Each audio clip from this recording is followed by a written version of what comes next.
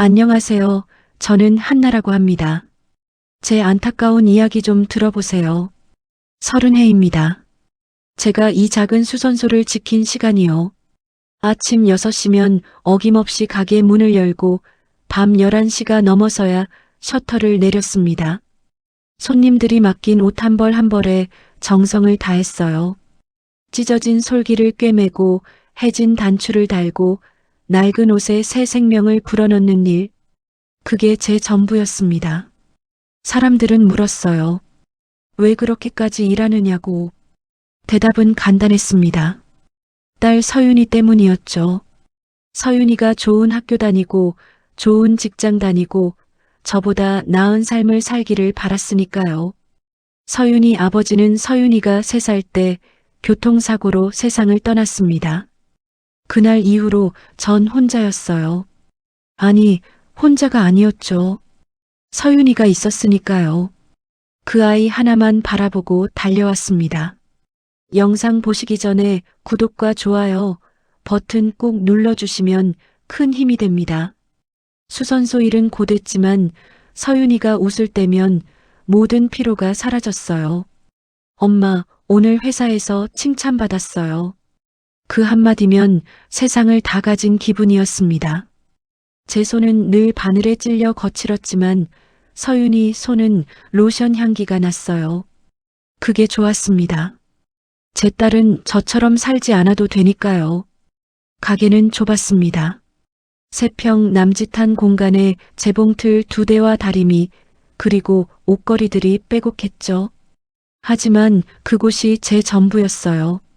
30년 동안 한 번도 문을 닫은 적 없는 제 성이었습니다. 서윤이는 대학을 졸업하고 무역회사에 입사했어요. 팀장까지 올라갔죠. 제가 얼마나 자랑스러웠는지 몰라요. 손님들에게 자랑했습니다. 우리 딸이 팀장이 됐어요. 큰 회사 다녀요. 그럴 때마다 가슴이 벅찼습니다. 하지만 서윤이는 바빴어요. 한 달에 한 번 보기도 어려웠습니다. 전화도 뜸했죠. 그래도 괜찮았어요. 바쁘다는 건 잘하고 있다는 뜻이니까요. 저는 그저 멀리서 응원하면 됐습니다. 어느 날 저녁 서윤이가 남자친구를 데려왔어요. 민호라는 사람이었습니다. 세련된 옷차림에 얇은 안경을 쓴 그는 예의 바르게 인사했어요. 어머님, 처음 뵙겠습니다. 전 기뻤습니다. 서윤이에게도 이제 의지할 사람이 생긴 거니까요. 그날 저녁 제가 해준 건 된장찌개와 제육볶음이었어요. 손이 많이 가는 음식은 아니지만 정성껏 만들었죠. 민호는 맛있다고 했지만 눈빛은 차가웠습니다. 서윤이 손을 잡고 말했어요. 어머니 요리 솜씨가 좋으시네요. 근데 이렇게 기름진 음식은 건강에 안 좋지 않나요? 순간 뭐라고 대답해야 할지 몰랐어요. 서윤이는 제 눈치를 보며 말했죠. 엄마는 원래 이런 음식 좋아하셔. 변명처럼 들렸습니다. 제 음식이 서윤이에게 부담이 된 건 그날이 처음이었어요.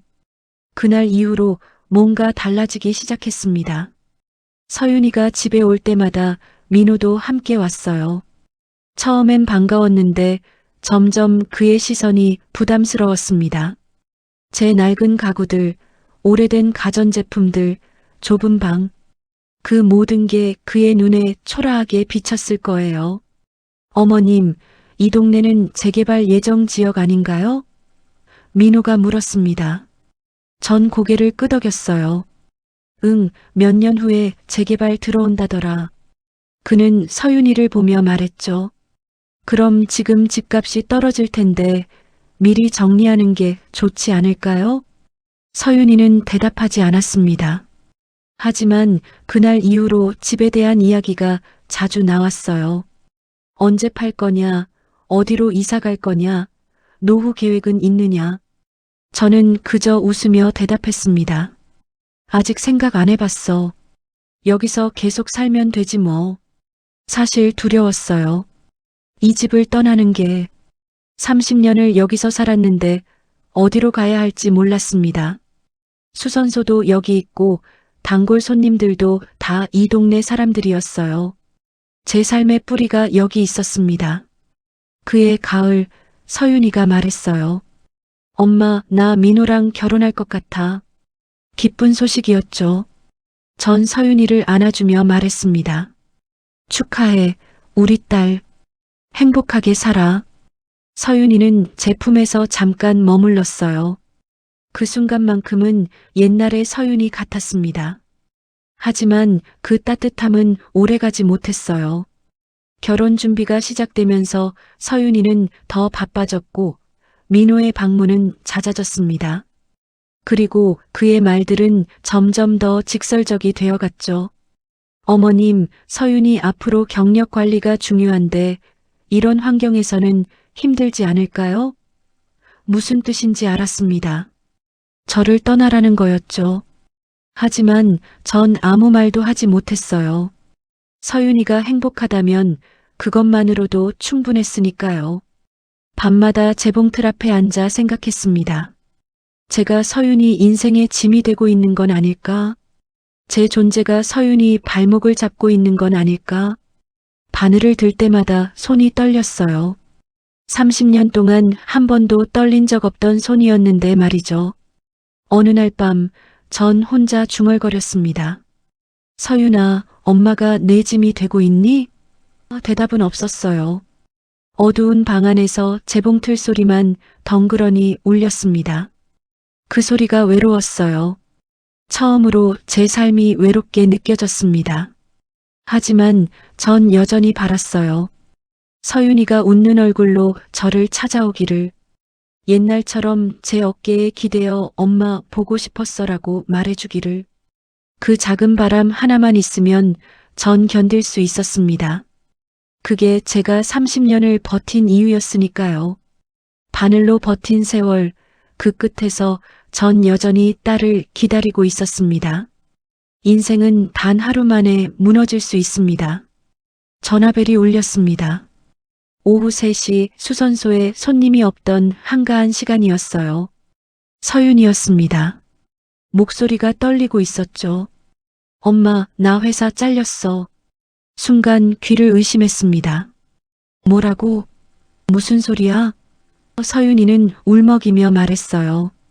구조조정이래. 우리 팀 전체가 해고됐어. 나도 포함이야. 머리가 하얘졌습니다. 방금 전까지 바느질하던 손이 멈췄어요. 서윤아, 괜찮아. 엄마가 있잖아. 당장 집으로 갈게. 하지만 서윤이는 전화를 끊어버렸습니다. 뚜뚜뚜. 신호음만 남았어요. 전 급하게 가게 문을 닫고 서윤이 집으로 달려갔습니다. 40분이 걸리는 거리였지만 그날따라 더 멀게 느껴졌어요. 버스 안에서도 가슴이 두근거렸습니다. 제 딸이 힘들어하고 있는데 전 옆에 없었으니까요. 서윤이 집 앞에 도착했을 때 문은 잠겨 있었어요. 초인종을 눌렀습니다. 1번, 2번, 3번. 대답이 없었죠. 서윤아, 엄마야. 문 좀 열어줘. 목소리가 떨렸습니다. 한참 후에야 문이 열렸어요. 서윤이는 눈이 퉁퉁 부어 있었습니다. 화장기 없는 얼굴, 헝클어진 머리. 평소의 단정한 모습은 온데간데 없었어요. 전 서윤이를 안으려 했지만 서윤이는 뒤로 물러섰습니다. 엄마, 왜 왔어? 차가운 목소리였어요. 전 당황해서 말했죠. 서윤아, 내가 힘들다고 해서 엄마가 옆에 있어주려고. 하지만 서윤이는 고개를 저었습니다. 필요 없어. 그냥 가줘. 가슴이 철렁했어요. 서윤아, 무슨 일이 있어도 엄마는 내 편이야. 같이 이겨내자. 서윤이는 비웃듯 웃었습니다. 같이? 엄마가 뭘 도와줄 수 있는데? 그 말이 가슴에 박혔어요. 하지만 전 참았습니다. 서윤이가 지금 힘든 거니까 이해해야 한다고 스스로를 달랬죠. 괜찮아. 엄마가 뭐든 도와줄게. 당분간 집에 와서 쉬어도 돼. 서윤이는 소파에 주저앉았어요. 엄마, 나 이제 어떡해. 나 팀장까지 했는데 이렇게 쫓겨나다니. 목소리에 절망이 묻어났습니다. 전 옆에 앉아 서윤이 손을 잡았어요. 괜찮아. 다른 회사 찾으면 돼. 내 실력이면 금방 구할 수 있어. 하지만 서윤이는 손을 뿌리쳤습니다. 그게 그렇게 쉬워? 요즘 취업이 얼마나 어려운데. 나 같은 경력직은 더 안 뽑아. 전 말문이 막혔어요. 제가 해줄 수 있는 말이 없었습니다. 그날 이후로 서윤이는 집에 틀어박혔어요. 전화도 받지 않고 문자도 읽지 않았습니다. 전 매일 같이 메시지를 보냈어요. 서윤아, 밥은 먹었니? 엄마가 반찬 좀 갖다 줄까? 하지만 답은 없었습니다. 일주일이 지났을 때 민호에게서 연락이 왔어요. 어머님, 서윤이 상태가 안 좋습니다. 한번 오셔야 할 것 같아요. 전 다시 서윤이 집으로 달려갔습니다. 민호가 문을 열어줬어요. 그의 표정은 딱딱했습니다. 들어오세요. 거실에는 서윤이가 소파에 누워 있었어요. 커튼이 닫혀져 있어서 어두웠습니다. 서윤아, 제가 부르자 서윤이는 고개를 돌렸죠. 눈빛이 공허했어요. 엄마, 나 이제 끝난 것 같아. 아무것도 하기 싫어. 전 서윤이 옆에 앉아 등을 쓰다듬었습니다. 그런 말 하지 마. 아직 시작도 안 했잖아. 천천히 다시 일어서면 돼. 하지만 민호가 끼어들었어요. 어머님, 서윤이한테 지금 필요한 건 위로가 아니라 현실적인 해결책입니다. 전 민호를 봤습니다. 무슨 뜻이에요? 민호는 팔짱을 끼고 말했죠. 서윤이가 다시 일어서려면 환경을 바꿔야 해요. 지금 이 상황에서는 안 됩니다. 무슨 의미인지 알 것 같았어요. 하지만 전 모르는 척 했습니다. 환경을 바꾼다니 무슨 말이에요? 민호는 한숨을 쉬더니 말했어요. 서윤이가 계속 이렇게 무기력한 건 주변에서 자극을 주지 못하기 때문입니다. 전 입술을 깨물었어요. 그 말 속에 제가 포함돼 있다는 걸 알았으니까요. 서윤이는 여전히 소파에 누워 있었습니다. 아무 말도 하지 않았어요. 그날 밤 집으로 돌아오는 길, 전 울었습니다. 버스 뒷자리에 앉아 창밖을 보며 눈물을 흘렸어요. 제가 서윤이에게 도움이 되지 못하고 있다는 게 너무 속상했습니다. 며칠 후 서윤이에게서 문자가 왔어요. 엄마, 당분간 연락 안 할게. 나 혼자 정리할 시간이 필요해. 전 답장을 보냈습니다. 알았어, 서윤아. 힘들면 언제든 엄마한테 와. 하지만 읽음 표시조차 뜨지 않았어요. 한 달이 지났습니다. 서윤이는 연락을 끊었어요. 전 매일 밤 전화기를 붙들고 있었습니다. 혹시 서윤이가 전화할까봐. 하지만 전화벨은 울리지 않았어요. 수선소 일을 하면서도 마음은 늘 서윤이에게 가 있었습니다. 손님들이 말을 걸어도 제대로 듣지 못했어요. 사장님, 괜찮으세요? 단골 손님이 물었습니다. 전 억지로 웃으며 대답했죠. 네, 괜찮아요. 좀 피곤해서 그래요. 하지만 괜찮지 않았어요. 밤마다 잠을 이루지 못했습니다. 서윤이 얼굴이 자꾸 떠올랐어요. 퉁퉁 부은 눈, 공허한 눈빛, 무기력한 모습. 제 딸이 그렇게 무너지는 걸 보는 게 너무 아팠습니다. 어느 날 새벽 전 일어나 서윤이에게 편지를 썼어요. 손편지였습니다. 요즘 누가 편지를 쓰냐고 하겠지만 전 서윤이에게 꼭 전하고 싶은 말이 있었어요. 서윤아, 엄마야. 내가 힘들다는 거 알아. 하지만 엄마는 믿어. 내가 다시 일어설 수 있다는 걸. 엄마는 항상 내 편이야. 언제든 돌아와. 엄마는 여기 있을게. 편지를 봉투에 넣고 우표를 붙였습니다. 다음 날 아침 우체통에 넣으면서 기도했어요. 서윤이가 이 편지를 읽고 조금이라도 위로받기를 바랐습니다. 하지만 일주일이 지나도 답장은 없었어요. 전 알고 있었습니다.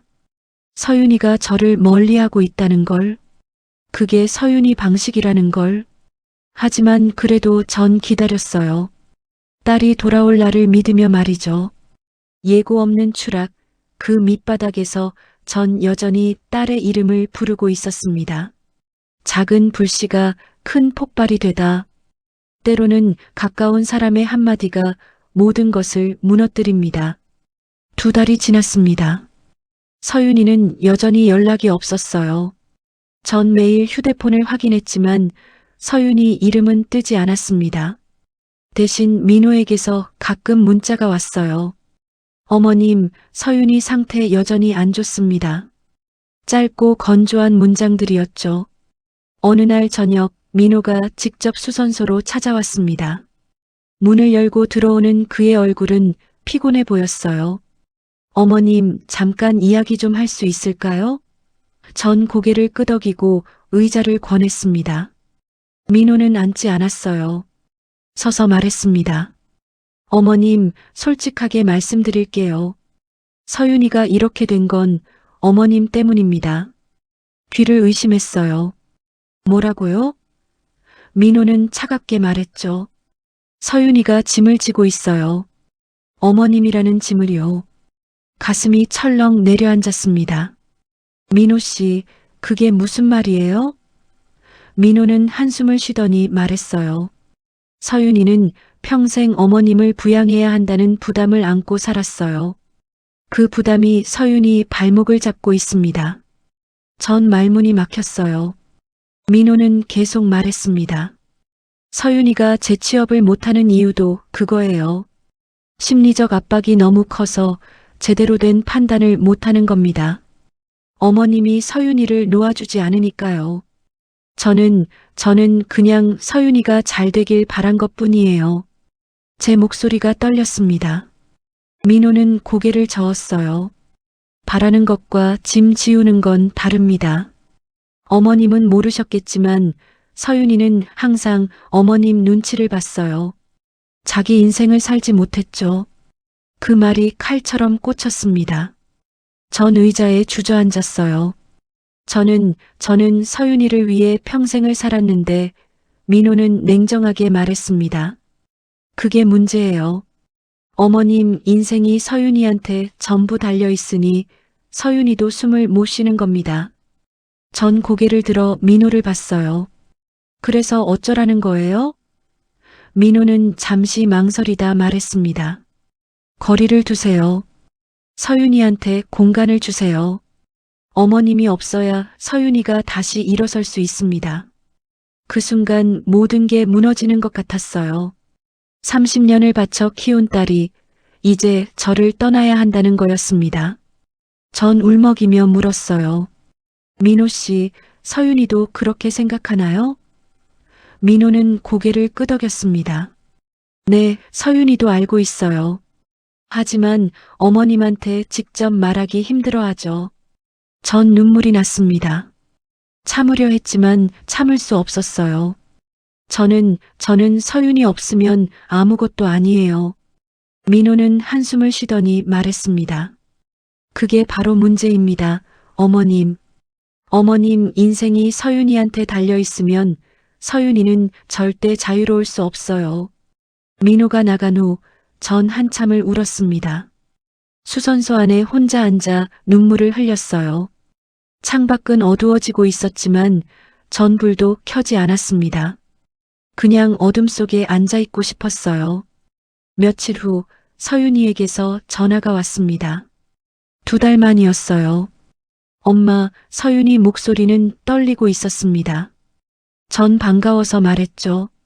서윤아, 그동안 어떻게 지냈어? 엄마가 얼마나 걱정했는지 몰라. 하지만 서윤이는 차갑게 말했어요. 엄마, 나 민호한테 들었어. 엄마가 수선소 찾아왔다고. 전 당황했습니다. 응, 민호 씨가 이야기 좀 하자고 해서 서윤이가 끼어들었어요. 엄마, 왜 그랬어?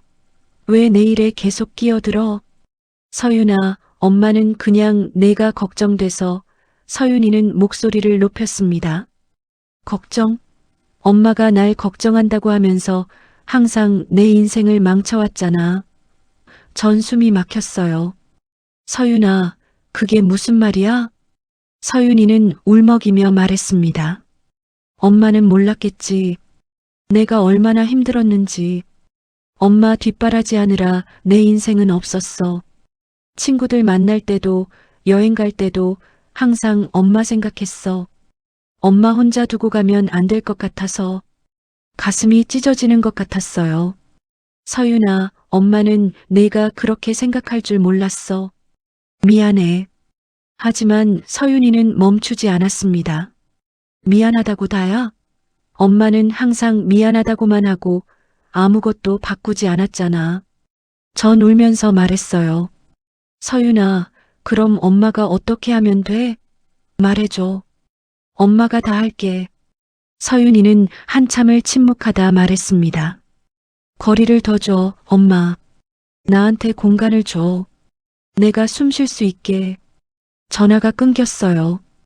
뚜뚜뚜. 신호음만 남았습니다. 전 바닥에 주저앉았어요. 휴대폰을 붙들고 울었습니다. 제 딸이 저를 떠나고 있었어요. 그날 밤 전 서윤이가 어렸을 때 사진들을 꺼내봤습니다. 유치원 입학식 사진, 초등학교 운동회 사진, 중학교 졸업 사진. 그 모든 순간에 전 서윤이 옆에 있었어요. 웃고 있는 서윤이를 보며 전 다짐했습니다. 이 아이를 행복하게 해주겠다고. 그런데 지금 서윤이는 불행했어요. 그리고 그 원인이 저라고 했습니다. 제가 서윤이 인생을 망쳤다고요. 그 사실이 너무 아팠습니다. 다음 날 민호에게서 다시 연락이 왔어요. 어머님, 서윤이 상태가 더 나빠졌습니다. 어머님과 통화한 후로 약도 안 먹고 있어요. 전 급하게 물었습니다. 약? 서윤이가 약을 먹고 있어요? 민호가 한숨을 쉬었습니다. 네, 우울증 약이요. 한 달 전부터 먹고 있었습니다. 머리가 하얘졌어요. 제 딸이 우울증 약을 먹고 있다니. 그것도 한 달 동안이나. 전 아무것도 몰랐습니다. 민호 씨, 왜 저한테 말 안 했어요? 민호는 차갑게 대답했습니다. 서윤이가 어머님한테 알리지 말라고 했어요. 또 걱정하실까 봐요. 전 무너졌습니다. 제 딸이 혼자 그렇게 힘들어하고 있었는데 전 옆에 없었어요. 아니, 옆에 있으면 안 되는 존재였습니다. 전 물었어요. 민호 씨, 제가 정말 서윤이한테 짐인가요? 민호는 잠시 망설이다 말했습니다. 죄송하지만 네. 지금은 그렇습니다. 그날 이후로 전 서윤이에게 연락하지 않았습니다. 문자도 전화도 하지 않았어요. 서윤이가 원하는 대로 거리를 뒀습니다. 하지만 마음은 매일 서윤이에게 가 있었어요. 작은 불씨가 큰 폭발이 됐습니다. 그리고 그 폭발 속에서 전 모든 걸 잃고 있었어요. 인생에서 가장 무너지는 순간은 집조차 잃을 때입니다. 석 달이 지났습니다. 서윤이와는 완전히 연락이 끊겼어요. 전 매일 휴대폰을 확인했지만 서윤이 이름은 뜨지 않았습니다. 가끔 민호에게서 짧은 문자가 왔어요. 서윤이 상태 조금 나아졌습니다. 그 한 줄이 제게는 전부였습니다. 어느 날 오후 예고 없이 민호가 수선소로 찾아왔어요. 그의 뒤에 서윤이가 서 있었습니다. 석 달 만에 보는 딸이었죠. 전 반가워서 일어섰어요. 서윤아. 하지만 서윤이는 눈을 마주치지 않았습니다. 민호가 먼저 입을 열었어요. 어머님, 오늘 중요한 이야기를 하러 왔습니다. 전 긴장했습니다. 무슨 일이에요? 민호는 서윤이를 보더니 말했죠. 서윤이가 재취업에 성공했습니다. 좋은 회사로요. 기뻤어요. 정말 기뻤습니다. 서윤아, 축하해. 정말 잘 됐다. 하지만 서윤이는 여전히 고개를 숙이고 있었어요. 민호가 계속 말했습니다. 하지만 새 출발을 하려면 환경을 완전히 바꿔야 합니다. 무슨 뜻인지 알 것 같았어요. 하지만 전 모르는 척 했습니다. 환경을 바꾼다니 무슨 말이에요? 민호는 한숨을 쉬더니 말했어요. 어머님, 서윤이랑 저는 새 집으로 이사할 겁니다. 그리고 당분간 어머님과는 거리를 두려고 합니다. 가슴이 철렁 내려앉았습니다. 거리를 둔다니 무슨 뜻이에요? 서윤이가 고개를 들었어요. 눈이 충혈돼 있었습니다. 엄마, 나 이제 새로 시작하고 싶어. 과거는 다 잊고 싶어. 그러니까 당분간 연락하지 마. 전 서윤이에게 다가가려 했어요. 하지만 민호가 막아섰습니다. 어머님, 서윤이 결정을 존중해 주세요. 전 울먹이며 말했죠. 서윤아, 엄마는 내가 새로 시작하는 거 찬성해. 하지만 왜 엄마를 떠나야 하는 거야? 서윤이는 눈물을 흘리며 말했어요. 엄마가 있으면 나 자꾸 과거 생각나. 내가 얼마나 못났는지, 얼마나 형편없는 딸인지. 그런 생각하면 숨이 막혀. 그러니까 제발 나 좀 혼자 있게 해줘. 전 무너졌습니다. 서윤아, 엄마는 한 번도 내가 못났다고 생각한 적 없어. 넌 항상 엄마 자랑이었어. 하지만 서윤이는 고개를 저었어요. 엄마는 그렇게 말하지만 나는 달라. 나는 엄마 기대에 못 미쳤어. 그게 나를 짓눌러. 민호가 서윤이 어깨를 감싸며 말했습니다. 자, 가자. 더 이상 이야기해봐야 소용없어. 둘은 돌아서서 나가려 했어요. 전 뒤따라가며 말했습니다. 서윤아, 제발. 엄마 말 좀 들어줘. 하지만 그들은 가버렸습니다. 수선소 문이 닫히는 소리가 유난히 크게 들렸어요. 전 그 자리에 서서 한참을 울었습니다. 손님이 들어와도 눈치채지 못했어요. 일주일 후 서윤이 집에서 전화가 왔습니다. 민호였어요. 어머님, 내일 10시까지 짐 싸서 나가주세요. 전 귀를 의심했습니다. 뭐라고요? 민호는 차갑게 말했죠. 서윤이네 집에서 나가달라는 겁니다. 어머님 방은 이제 서재로 쓸 겁니다. 머리가 하얘졌어요. 민호 씨, 그게 무슨 말이에요? 거긴 제가 10년 넘게 산 집인데요. 민호는 한숨을 쉬었습니다. 명의가 서윤이 앞으로 돼 있잖아요. 법적으로 서윤이 집입니다. 어머님은 그냥 같이 사신 거고요. 가슴이 무너졌어요. 서윤이는 뭐라고 하나요? 민호가 대답했습니다. 서윤이 결정입니다. 어머님, 내일까지 나가주세요. 안 그러면 짐은 저희가 버릴 겁니다. 전화가 끊겼습니다. 전 그날 밤 잠을 이루지 못했어요. 10년을 산 집에서 쫓겨난다니. 그것도 제 딸에 의해서요. 믿을 수가 없었습니다. 다음 날 아침 전 짐을 쌌어요. 많지 않았습니다. 옷가지 몇 벌, 사진 몇 장, 그게 전부였어요. 캐리어 하나에 다 들어갔습니다. 30년을 산 인생이 캐리어 하나였어요. 10시 정각, 민호가 왔습니다. 서윤이는 오지 않았어요. 민호는 제 캐리어를 확인하더니 말했습니다. 다 챙기셨나요? 전 고개를 끄덕였어요. 목이 메어 말이 나오지 않았습니다. 민호가 캐리어를 끌고 현관으로 나갔어요. 전 뒤따라갔습니다. 현관방, 비가 내리고 있었어요. 민호는 캐리어를 현관 밖에 던지듯 놓았습니다. 앞으로 이 집에 머물 생각 마세요. 열쇠도 두고 가세요. 전 떨리는 손으로 열쇠를 꺼내 민호에게 건넸어요. 그 순간 안에서 서윤이가 나타났습니다. 저를 보더니 눈을 돌렸어요. 서윤아, 제가 부르자 서윤이는 멈춰섰습니다. 하지만 돌아보지 않았어요. 서윤아, 정말 이래야 하는 거니? 제 목소리가 떨렸습니다. 서윤이는 한참을 서 있다가 말했어요. 엄마, 미안해. 하지만 나 이렇게라도 안 하면 못 살 것 같아. 그리고는 안으로 들어가 버렸습니다. 문이 닫혔어요. 민호가 말했습니다. 어머님, 이제 가보세요. 서윤이한테도 좋지 않습니다. 전 캐리어를 잡았어요. 무거웠습니다. 몸보다 마음이 더 무거웠죠. 비를 맞으며 걸었습니다. 어디로 가야 할지 몰랐어요. 그냥 걸었습니다. 캐리어 바퀴가 물웅덩이를 지날 때마다 물이 튀었어요. 옷이 다 젖었지만 신경 쓰지 않았습니다. 버스 정류장에 도착했어요. 벤치에 앉아 하늘을 봤습니다.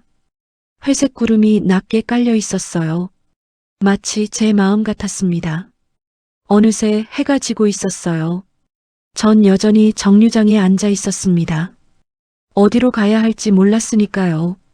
수선소로 갈까 생각했지만 거기는 일하는 곳이지 잘 곳이 아니었어요. 밤이 됐습니다. 비는 그쳤지만 바람이 차가워졌어요. 전 캐리어를 베개 삼아 벤치에 누웠습니다. 하늘에는 별이 하나도 없었어요. 구름이 다 가리고 있었죠. 그날 밤 전 생각했습니다. 제 인생이 정말 이렇게 끝나는 건가? 딸에게 버려지고 집에서 쫓겨나고 갈 곳 없는 노인이 되는 건가? 눈물이 났지만 닦지 않았어요. 그냥 흐르는 대로 뒀습니다. 집에서 밀려나는 순간 전 모든 것을 잃었습니다. 딸도, 집도, 그리고 제 자신도요. 그리고 운명의 만남. 가장 어두운 밤이 지나야 새벽이 옵니다. 버스 정류장 벤치는 너무 차가웠어요. 새벽 2시쯤 전 일어났습니다. 몸이 얼어붙은 것 같았어요.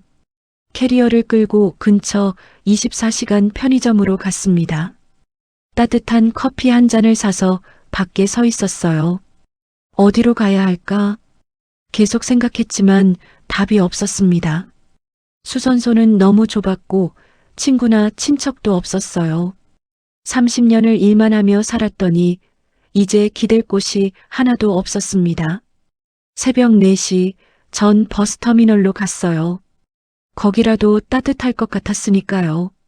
터미널 대합실에는 몇 명의 사람들이 의자에 앉아 졸고 있었습니다. 전 구석 벤치에 앉아 캐리어를 옆에 뒀어요. 눈을 감았습니다. 하지만 잠이 오지 않았어요. 서윤이 얼굴이 자꾸 떠올랐습니다. 어렸을 때 웃던 모습, 대학 입학할 때 기뻐하던 모습, 그리고 어제 저를 외면하던 모습, 모든 게 주마등처럼 스쳐 지나갔어요. 할머니, 괜찮으세요? 누군가 말을 걸었습니다. 전 눈을 떴어요. 30대 중반쯤 돼 보이는 남자가 서 있었습니다. 캐주얼한 옷차림에 스케치북을 들고 있었어요. 네, 괜찮아요. 전 대답했습니다. 하지만 그는 걱정스러운 얼굴로 물었어요. 정말요? 새벽부터 여기 계신 것 같은데 혹시 갈 곳이 없으신 건가요? 전 대답하지 못했습니다. 그가 맞았으니까요.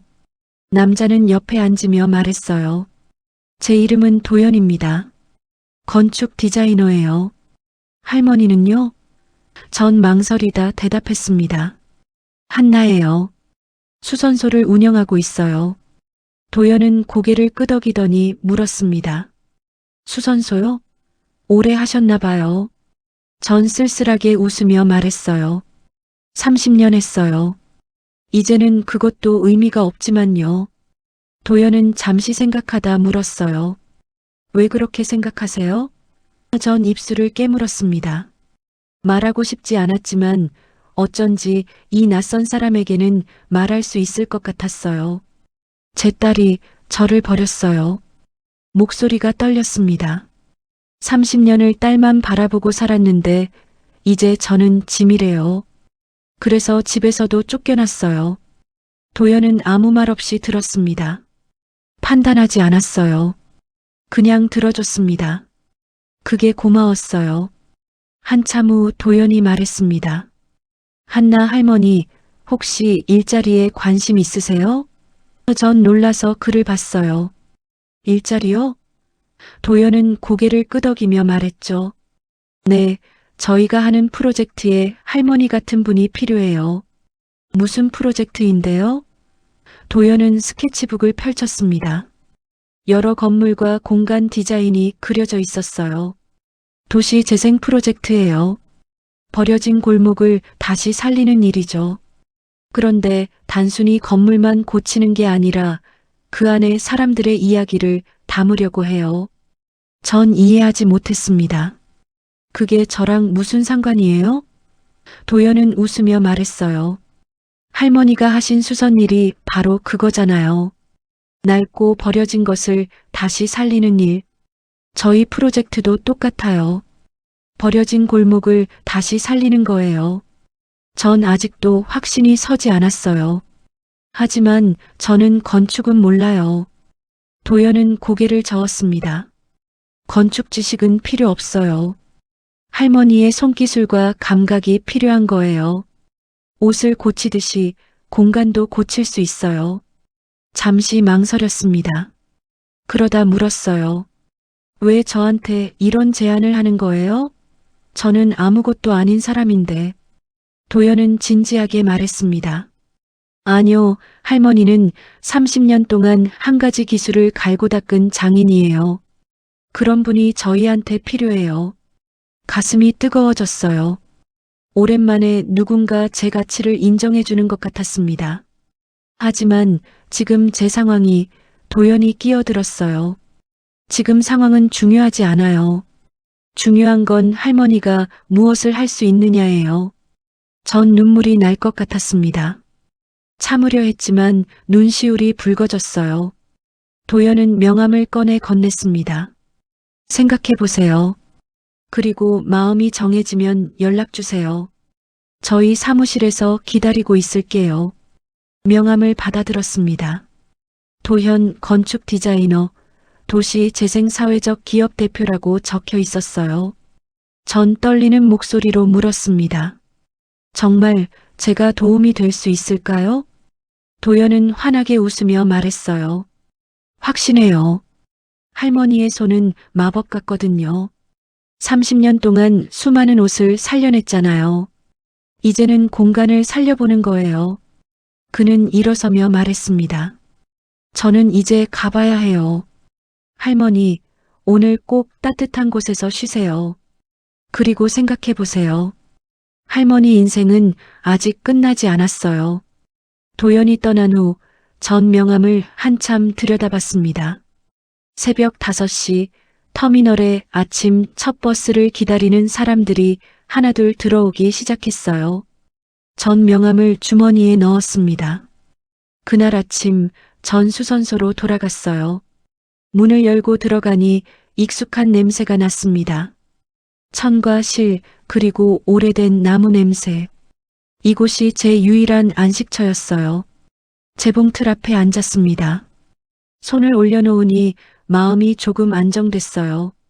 30년을 여기 앉아 바느질했습니다. 이제는 이곳에서 잠도 자야 할 것 같았어요. 하지만 도연의 말이 계속 맴돌았습니다. 할머니 인생은 아직 끝나지 않았어요. 정말 그럴까요? 59의 나이에 새로운 시작이 가능할까요? 명함을 다시 꺼내봤어요. 전화번호를 한참 쳐다봤습니다. 전화를 걸어야 할까 말아야 할까? 망설였어요. 그때 수선소 전화가 울렸습니다. 단골 손님이었어요. 사장님, 바지 수선 맡긴 거 다 됐나요? 전 대답했습니다. 네, 다 됐어요. 언제 가져가실래요? 손님은 기뻐하며 말했죠. 오늘 오후에 갈게요. 사장님 손은 정말 금손이에요. 전화를 끊고 나서 생각했습니다. 제 손, 30년 동안 바느질한 이 손, 정말 금손일까요? 도연은 그렇다고 했어요. 이 손으로 새로운 일을 할 수 있을까요? 오후 4시 전 결심했습니다. 도연에게 전화를 걸었어요. 벨이 3번 울린 후 그가 받았습니다. 여보세요, 도연입니다. 전 떨리는 목소리로 말했어요. 저 한나예요. 오늘 새벽에 만난 도연이 반갑게 말했습니다. 아, 한나 할머니. 연락 주셔서 감사해요. 결정하셨나요? 전 숨을 깊이 들이쉬고 말했습니다. 네, 해보고 싶어요. 제가 정말 도움이 될 수 있을지 모르겠지만 해보고 싶어요. 도연은 기뻐하며 말했어요. 잘 결정하셨어요, 할머니. 내일 10시에 저희 사무실로 오실 수 있나요? 자세한 이야기를 나누고 싶어요. 네, 갈게요. 전화를 끊고 나서 전 한참을 앉아 있었습니다. 가슴이 두근거렸어요. 두려움도 있었지만 기대도 있었습니다. 버스터미널의 하룻밤, 그곳에서 전 운명을 만났습니다. 그리고 그 운명이 제게 새로운 길을 보여주고 있었어요. 때로는 버려진 것들이 가장 아름다운 작품이 됩니다. 다음 날 아침 9시, 전 도연의 사무실로 향했습니다. 낡은 건물 2층에 있었어요. 계단을 올라가는데 가슴이 두근거렸습니다. 정말 제가 여기서 일할 수 있을까요? 문을 열고 들어가니 젊은 사람들이 여럿 있었어요. 컴퓨터 앞에 앉아 작업하거나 설계도를 보며 이야기하고 있었습니다. 모두 저를 보더니 미소 지었어요. 어서 오세요. 도연이 나왔습니다. 한나 할머니 오셨네요. 이쪽으로 오세요. 그는 저를 작은 회의실로 안내했어요. 벽에는 여러 프로젝트 사진들이 붙어 있었습니다. 할머니, 먼저 저희가 하는 일을 설명드릴게요. 도연은 지도를 펼쳤습니다. 여기가 저희가 재생하려는 구역이에요. 오래된 골목인데 사람들이 다 떠나고 빈 건물만 남았죠. 지도를 보니 낯익은 동네였어요. 여기 제가 어렸을 때 살던 동네 같은데요. 도연이 놀라며 물었습니다. 정말요? 그럼 더 좋네요.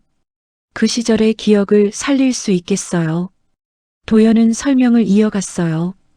저희는 단순히 건물만 고치는 게 아니라 그 안에 이야기를 담으려고 해요.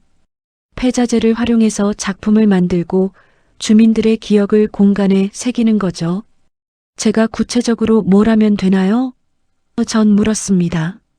도연은 웃으며 말했어요. 할머니는 천과 실을 다루잖아요. 그 기술로 공간을 꾸미는 거예요. 예를 들어 낡은 천으로 벽 장식을 만들거나 버려진 옷감으로 쿠션을 만들거나요. 전 조금 이해가 됐어요. 그러니까 재수선 기술을 공간 디자인에 활용하는 거네요. 도연이 고개를 끄덕였습니다. 정확해요. 할머니의 손기술이 저희한테 가장 큰 자산이에요. 그날 오후 전 현장에 갔습니다. 정말 오래된 골목이었어요. 빈 건물들, 낡은 간판들, 깨진 유리창들, 모든 게 버려진 것처럼 보였습니다. 여기를 어떻게 살린다는 거예요? 전 도연에게 물었어요. 도연은 골목을 둘러보며 말했습니다. 보이시나요, 할머니? 이 골목에 숨어 있는 이야기들이요. 저 간판에는 누군가의 꿈이 있었고, 저 벤치에는 사람들의 추억이 있어요. 전 골목을 천천히 걸었습니다. 도연 말이 맞았어요. 낡았지만 이곳에는 이야기가 있었습니다. 제가 어렸을 때 본 것 같은 간판, 옛날 스타일의 벤치, 골목 끝에 있는 작은 우물. 할머니, 여기 봐보세요. 도연이 한 건물 앞에서 멈췄어요. 낡은 천들이 쌓여 있었습니다. 이거 다 버릴 건데 할머니가 활용할 수 있을 것 같아요. 전 천을 만져봤어요. 낡았지만 질감이 좋았습니다. 이거면 뭔가 만들 수 있을 것 같아요. 도연이 기뻐하며 말했죠. 그거예요. 그런 감각이 필요한 거예요. 다음 주부터 본격적인 작업이 시작됐습니다. 전 매일 현장에 나갔어요. 아침 8시면 골목에 도착해서 저녁 6시까지 일했습니다. 처음 맡은 일은 벽 장식 만들기였어요. 낡은 천들을 모아서 패치워크로 큰 테피스트리를 만드는 거였습니다.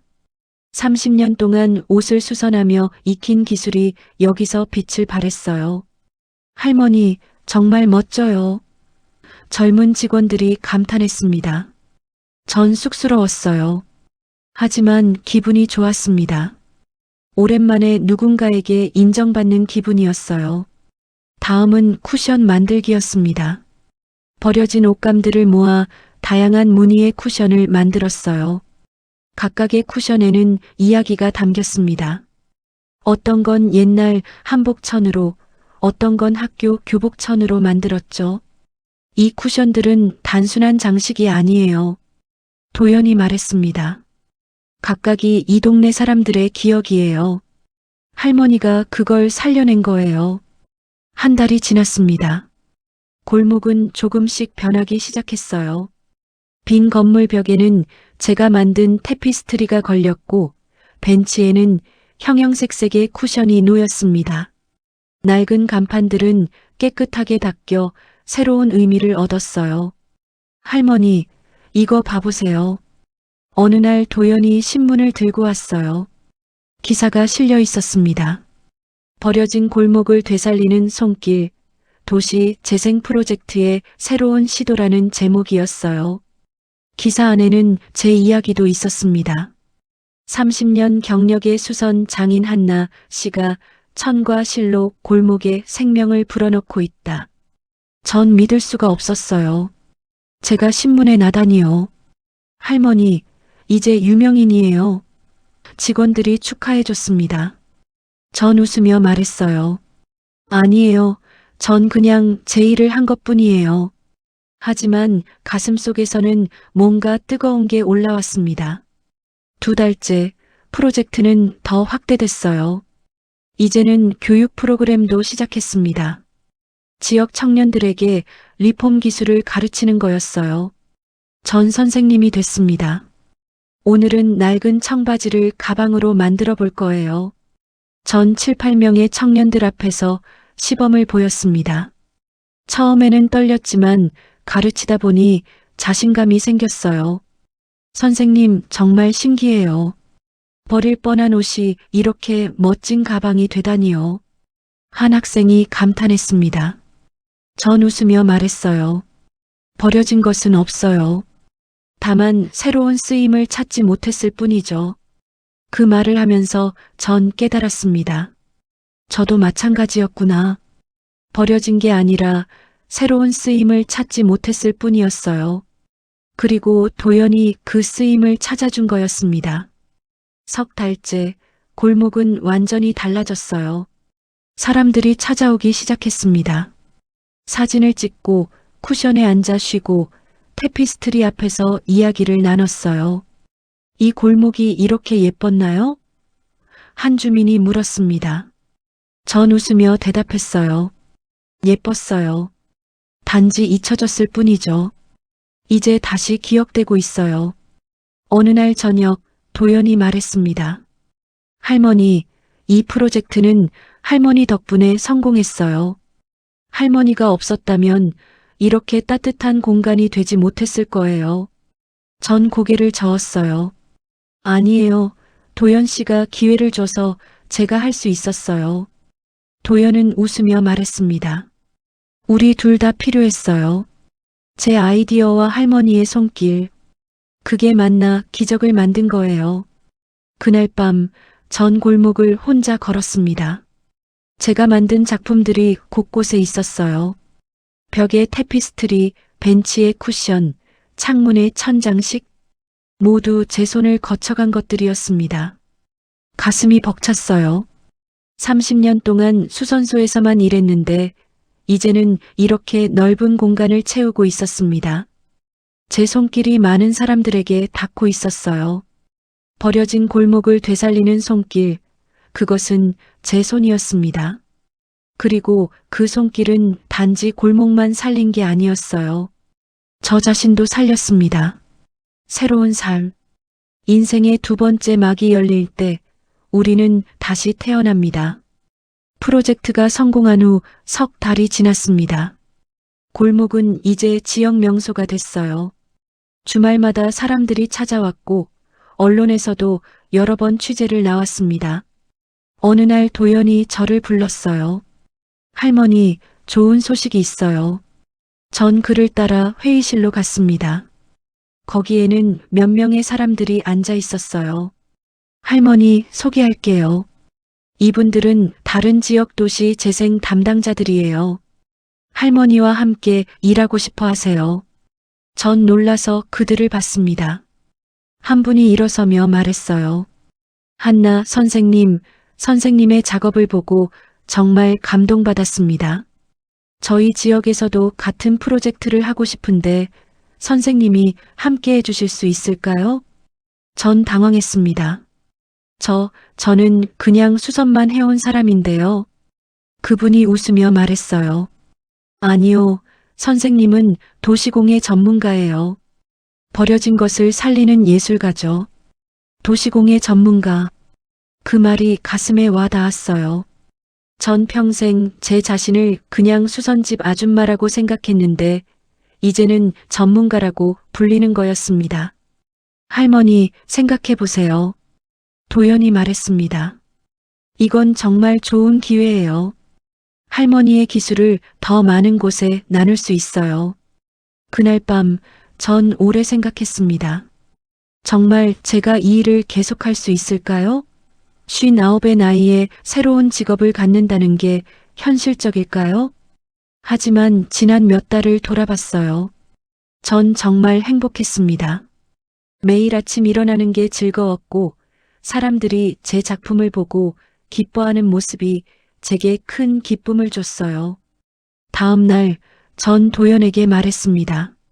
하고 싶어요. 이 일을 계속하고 싶어요. 도연은 환하게 웃으며 말했어요. 잘 결정하셨어요, 할머니. 아니, 이제부터는 한나 선생님이라고 불러야겠네요. 일주일 후, 저는 정식으로 도연의 회사에 고용됐습니다. 도시공예 전문가라는 직함을 받았어요. 명함도 만들었습니다. 한나, 도시공예 전문가, 도시재생 사회적 기업이라고 적혀 있었죠. 명함을 처음 받았을 때 눈물이 났어요. 59년 인생에서 처음으로 제 이름이 적힌 명함을 가졌습니다. 전 누군가였어요. 그냥 누군가의 엄마가 아니라 제 이름을 가진 전문가였습니다. 새 프로젝트가 시작됐어요. 다른 지역의 낡은 시장을 재생하는 일이었습니다. 전 팀을 이끌고 현장에 갔어요.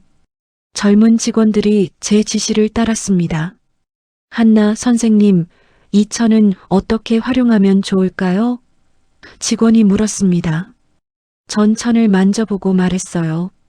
이 천은 질감이 좋으니까 벽 장식보다는 커튼으로 쓰는 게 나을 것 같아요. 빛이 들어왔을 때 정말 예쁠 거예요. 제 의견이 채택됐고 결과는 훌륭했습니다. 커튼을 통해 들어오는 빛이 시장을 따뜻하게 비췄어요. 사람들이 감탄했습니다. 2달 동안 시장 프로젝트를 진행했어요. 전 매일 현장에 나가 작업했습니다. 이제는 단순히 손으로 만드는 것뿐만 아니라 디자인도 직접 했어요. 색상 배치, 천 선택, 공간 구성, 모든 걸 제가 결정했습니다. 프로젝트가 끝났을 때 준공식이 열렸어요. 많은 사람들이 모였습니다. 지역 주민들, 언론, 그리고 관계자들. 도연이 저를 무대로 불렀어요. 오늘 이 프로젝트를 성공적으로 이끈 한나 선생님을 소개합니다. 박수가 터졌습니다. 전 떨리는 다리로 무대에 올라갔어요. 마이크 앞에 섰습니다. 사람들이 저를 보고 있었어요. 전 심호흡을 하고 말했습니다. 안녕하세요, 한나입니다. 30년 동안 작은 수선소에서 바느질만 했던 사람이에요. 잠시 멈췄다가 이어서 말했어요. 하지만 이제는 달라졌어요. 이제 전 도시공예 전문가입니다. 버려진 것들에 새 생명을 불어넣는 일을 하고 있어요. 그리고 정말 행복합니다. 박수가 더 크게 터졌습니다. 전 무대에서 내려오며 눈물을 닦았어요. 기쁨의 눈물이었습니다. 그날 저녁 전 혼자 완성된 시장을 걸었습니다. 제가 만든 작품들이 곳곳에 있었어요. 천장에 천장식, 벽에 테피스트리, 상인들의 앞치마까지. 모두 제 손을 거쳐간 것들이었습니다. 한 상인이 다가와 말했어요. 선생님, 고맙습니다. 이 시장이 이렇게 예뻐질 줄 몰랐어요. 손님들이 정말 좋아해요. 전 웃으며 말했습니다. 제가 더 고마워요. 기회를 줘서요.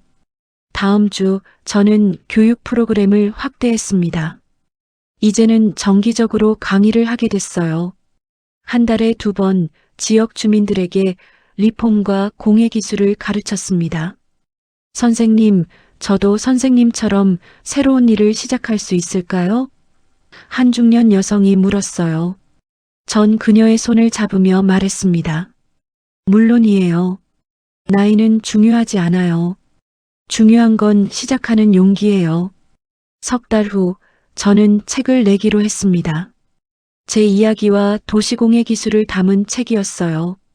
출판사에서 먼저 제안했습니다. 한나 선생님의 이야기는 많은 사람들에게 희망을 줄 거예요. 편집자가 말했습니다. 전 망설였지만 결국 동의했어요. 제 이야기가 누군가에게 도움이 된다면 의미 있는 일이니까요. 책 제목은 버려지지 않는 삶으로 정했습니다. 제 인생을 담은 제목이었어요. 버려졌다고 생각했지만 사실 전 버려지지 않았습니다. 단지 새로운 길을 찾지 못했을 뿐이었어요. 책이 출간됐을 때 반응은 뜨거웠습니다. 많은 사람들이 제 이야기에 공감했어요. 특히 중년 여성들이 많이 연락했습니다. 선생님 덕분에 용기를 얻었어요. 어느 날 한 방송국에서 인터뷰 요청이 왔어요. 저를 다큐멘터리로 만들고 싶다는 거였습니다. 전 놀랐지만 수락했어요. 촬영 날 카메라 앞에 손이 떨렸습니다. 하지만 제 이야기를 시작하자 자연스러워졌어요. 전 한때 버려진 사람이라고 생각했어요. 하지만 이제 알아요.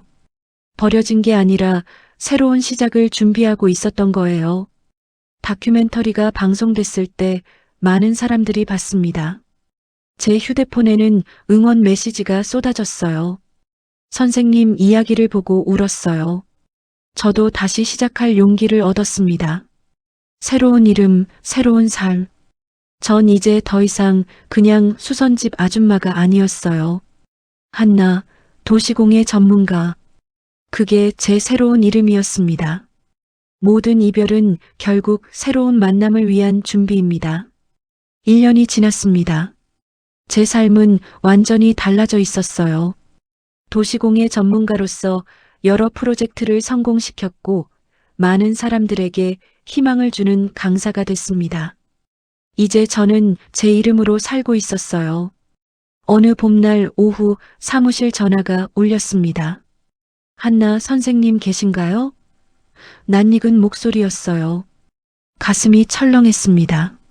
서윤이었습니다. 저 한나예요. 전 떨리는 목소리로 대답했습니다. 서윤이가 말했어요. 엄마 나야. 서윤이. 1년 만에 듣는 딸의 목소리였습니다. 서윤아, 제가 부르자 서윤이는 잠시 침묵했어요. 그러다 말했습니다. 엄마 만날 수 있을까? 할 이야기가 있어. 다음 날 전 서윤이가 정한 카페로 갔습니다. 1년 만에 보는 딸이었어요. 서윤이는 창가 자리에 앉아 있었습니다. 많이 야윈 것 같았어요. 서윤아. 제가 다가가자 서윤이는 고개를 들었어요. 눈가에 눈물이 맺혀 있었습니다. 엄마 앉아. 전 마주 앉았습니다. 서윤이는 한참을 말없이 저를 봤어요. 그러다 입을 열었습니다. 엄마 미안해. 서윤아, 전 서윤이 손을 잡으려 했지만 서윤이는 손을 빼며 말했어요. 아니, 들어줘. 내가 할 말이 있어. 서윤이는 눈물을 흘리며 말했습니다. 엄마, 나 정말 잘못했어. 엄마를 그렇게 대한 거, 집에서 쫓아낸 거, 다 내가 잘못한 거야. 전 아무 말도 하지 못했어요. 서윤이가 계속 말했습니다. 민호랑 헤어졌어. 그 사람이 날 이용한 거였어. 엄마 집을 팔아서 자기 사업 자금으로 쓰려고 했던 거야. 내가 너무 바보였어. 가슴이 아팠어요. 서윤아, 괜찮아. 다 지나간 일이야. 하지만 서윤이는 고개를 저었습니다. 괜찮지 않아. 엄마한테 그렇게 했는데 어떻게 괜찮아. 서윤이는 한참을 울었어요. 전 그저 지켜봤습니다. 이제 제가 할 수 있는 건 들어주는 것뿐이었으니까요. 엄마, 나 신문에서 봤어. 엄마가 도시공예 전문가가 됐다는 거. 처음엔 믿을 수 없었어. 우리 엄마가 그렇게 대단한 일을 하다니.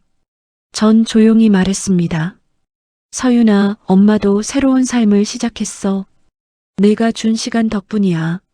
서윤이가 놀라서 저를 봤어요. 뭐라고? 내가 엄마를 떠나게 했을 때 처음엔 정말 힘들었어. 하지만 그 덕분에 엄마는 새로운 길을 찾았어. 엄마만의 인생을 살게 됐지.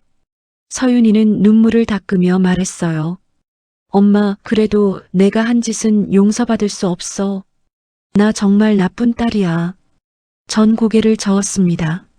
아니야, 서윤아. 넌 나쁜 딸이 아니야. 그냥 힘든 시기를 겪은 거야. 엄마, 나 이제 어떡해. 민호도 떠나고 일도 또 잃었어. 나 이제 정말 아무것도 없어. 서윤이가 울먹였습니다. 전 서윤이를 보며 말했어요. 서윤아, 엄마가 배운 게 있어. 버려졌다고 끝이 아니라는 거. 오히려 새로운 시작일 수 있다는 거. 하지만 엄마처럼 못해. 나는 엄마처럼 강하지 않아. 서윤이가 말했습니다. 전 웃으며 말했어요. 엄마도 강하지 않았어. 그냥 버텼을 뿐이야. 너도 버틸 수 있어. 서윤이는 한참을 생각하다 물었어요. 엄마, 나 다시 시작할 수 있을까? 전 고개를 끄덕이며 말했습니다. 물론이지. 하지만 혼자 힘으로 일어서야 해. 엄마가 대신 해줄 수는 없어. 서윤이가 놀란 표정으로 저를 봤어요. 엄마, 날 안 도와줄 거야? 전 조용히 말했습니다. 도와줄게. 하지만 내가 먼저 일어서야 해. 엄마가 끌어올릴 수는 없어. 내가 일어서면 엄마가 옆에서 잡아줄게. 서윤이는 눈물을 흘리며 고개를 끄덕였어요. 알았어, 엄마. 내가 노력할게. 다시 일어설게. 그날 이후로 서윤이와 저는 일주일에 한 번씩 만났습니다. 하지만 예전처럼 제가 서윤이 삶에 개입하지 않았어요. 그냥 옆에서 지켜봤습니다. 서윤이는 천천히 변하기 시작했어요. 재취업을 위해 공부하고 상담을 받고 스스로 일어서려 노력했습니다. 전 그 모습을 보며 흐뭇했어요. 석 달 후 서윤이가 재취업에 성공했습니다. 작은 회사였지만 서윤이는 기뻐했어요. 엄마, 나 취직했어. 전 축하해줬습니다. 잘했어, 서윤아. 정말 자랑스러워. 서윤이는 제 손을 잡으며 말했어요. 엄마, 고마워. 엄마가 옆에서 지켜봐줘서. 전 웃으며 말했습니다. 이제 내 인생은 내가 만들어가는 거야. 엄마는 그냥 응원할게. 1년 후 서윤이는 완전히 달라져 있었어요. 자신감을 되찾고 일도 잘하고 있었습니다. 어느 날 서윤이가 말했어요. 엄마, 나 엄마처럼 되고 싶어. 쓰러져도 다시 일어서는 사람. 전 서윤이를 안아주며 말했습니다. 넌 이미 그런 사람이야, 서윤아. 넌 다시 일어섰잖아. 그날 저녁 전 도연에게 말했어요. 서윤이가 돌아왔어요. 하지만 이제 우리 관계는 달라졌어요. 더 건강해진 것 같아요. 도연이 웃으며 말했습니다. 축하해요, 한나 선생님. 딸도 찾고 자신도 찾으셨네요. 전 고개를 끄덕이며 말했어요. 네, 이제 저는 제 삶을 살고 있어요. 그리고 서윤이도 자기 삶을 살고 있고요. 되돌아온 딸, 하지만 달라진 어머니. 전 이제 더 이상 딸에게 의존하지 않았어요. 제 이름으로 살고 있었습니다. 그리고 그게 우리 모녀 관계를 더 건강하게 만들었습니다. 비 내리던 밤 캐리어를 끌고 집에서 쫓겨났던 그 순간이 떠올랐어요. 그때는 끝이라고 생각했습니다. 하지만 그건 끝이 아니라 시작이었어요. 이제 저는 한나입니다. 누군가의 엄마이기 전에 제 이름을 가진 한 사람입니다. 그리고 그게 제가 찾은 가장 큰 선물이었어요. 영상이 좋았다면 구독과 좋아요 버튼 꼭 눌러주시고 댓글로 응원 한마디 남겨주세요.